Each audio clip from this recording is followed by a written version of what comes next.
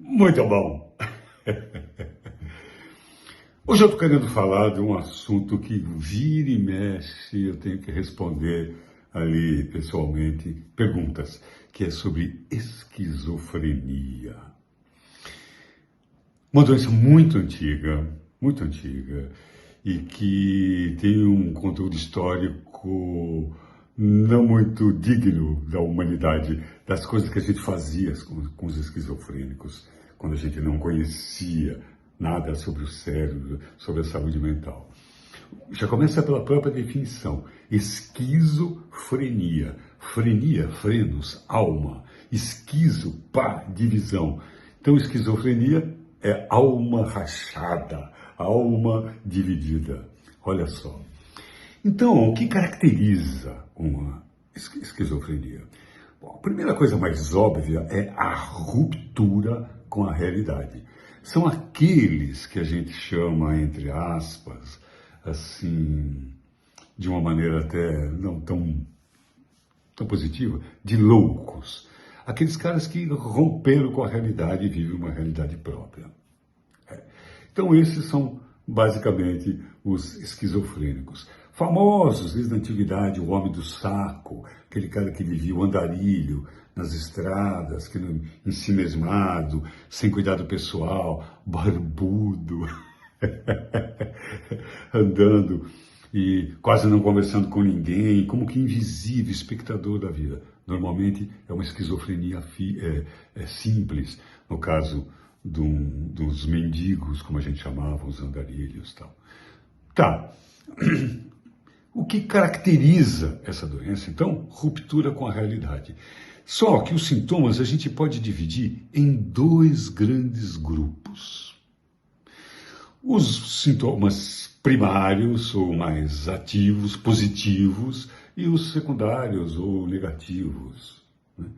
E são dois tipos. Os positivos são os mais exuberantes, mas, em compensação, os mais fáceis de reduzir, que são os distúrbios da sensopercepção, as alucinações, e os distúrbios de pensamento, os delírios. Vamos lá, os distúrbios da sensopercepção, as alucinações, elas podem ser visuais, eu estou vendo coisas que não existem, mas podem ser alucinações auditivas, eu estou ouvindo coisas que não existem, que é até mais comum. E, normalmente, essas vozes, elas podem ser, na grande maioria das vezes são, impositivas, dão comandos, e comandos absurdos. A pessoa sem juízo e alguém falando dentro da cabeça dela o que ela deve ou não fazer. Qual o perigo? Então, alucinações visuais, alucinações auditivas, distúrbios da sensopercepção. Beleza. Os distúrbios do pensamento têm a ver com as ideias delirantes. O que é uma ideia delirante? É uma ideia de cunho de lógica irreal e irredutível pelo argumento lógico. Quer dizer, não adianta você dizer assim: escuta, meu compadre, aquilo que você está vendo é a luz do poste, não é um disco voador que está vindo te pegar, te abduzir. Ele vai olhar para você e falar assim: é isso que você está vendo? Uma luz no poste? Ah, eles são assim. Não tem como. Ele tem uma lógica que é irredutível. Então, isso já mostra que a gente não tem que ficar querendo apertar o botão do térreo de quem que está, de um parente, ou de alguém que está com esquizofrenia, querendo reduzi-lo, colocá-lo na lógica. Não adianta. E também não vai entrar na piração dele e falar: é mesmo, pô, fala pro cara se tem mais uma passagem para mim, eu também quero ir embora. Tal. Cara, haja com naturalidade e continência e amorosidade. Esse é o delírio. Lógica, ilógica, irredutível pelo argumento lógico. Desencana. Muito bem. O delírio, ele pode ser altamente desconfortável. Você imagina, por exemplo, a pessoa, um delírio muito comum, que é o delírio paranoide. A pessoa, então, começar a achar que está sendo perseguida pelo vizinho e tal, pela família. Então, isso é uma coisa. Você não é culpado familiar. porque o seu paciente, o seu familiar, o seu filho, o seu pai, o seu familiar, ele se volta para você e coloca você como foco do delírio dele, que está sendo perseguido por você, que você está tramando. Por que eu fiz? Eu amo tanto. Cara, você não tem culpa nenhuma. É porque ele vai atacar as pessoas que estão mais próximas. Né? A construção delirante vai pegar argumentos do dia a dia. Você é o argumento do dia a dia. Então não é nada pessoal. Paciência. Então, distúrbios positivos. O que é? Distúrbios da senso-percepção, alucinação e da ordem do pensamento, do conteúdo, curso do pensamento, forma, que são os delírios. Tá, e os negativos, os efeitos, os sintomas secundários? Eles não são tão exuberantes, mas são os mais difíceis de tratar. Eles ficam ali no resíduo, principalmente em termos do afeto. O esquizofrênico vai perdendo o afeto, vai perdendo a capacidade de se emocionar ou de reagir emotivamente.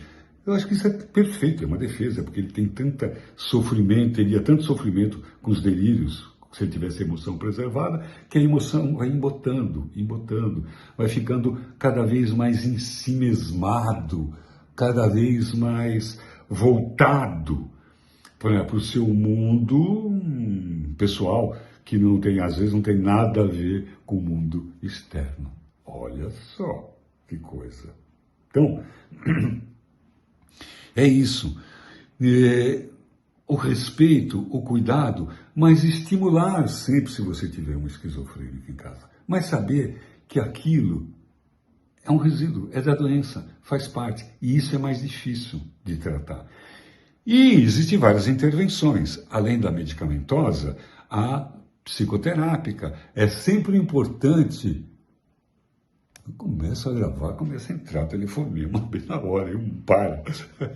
Então, é bem importante que você não deixe de estimular, tanto na própria casa, como levar para instituições, para os CAPs, para instituições de fisioterapia, se precisar, fono, áudio, enfim, mas que ele estimulá-lo dentro dos seus limites, procurar uma qualidade de vida e um conforto e o máximo que ele puder evoluir. Porque até onde a gente sabe, a esquizofrenia não tem cura, tem controle. Ponto, parágrafo na outra linha. E a esquizofrenia tem uma influência espiritual? Pode ter. É isso. Mas esse é assunto para outra conversa. Tá bom? Nós somos uma tríade: corpo, mente e espírito. Essas três esferas do existir humano estão entrelaçadas quando nós estamos aqui, dentro desse tripé, com corpo, com alma, com mente e com espírito. Mas isso é outra conversa. Valeu! A conversa já ficou comprida aí. Até mais! Um grande beijo e um cafuné na tua alma. Tchau!